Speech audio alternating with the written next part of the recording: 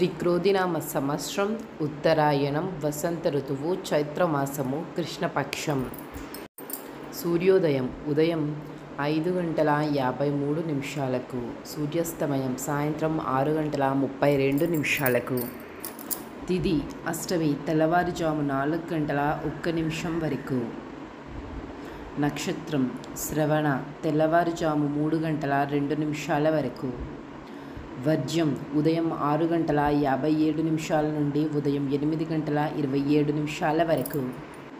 దుర్ముహూర్తం ఉదయం 11:47 నుండి మధ్యాహ్నం 12:38 వరకు.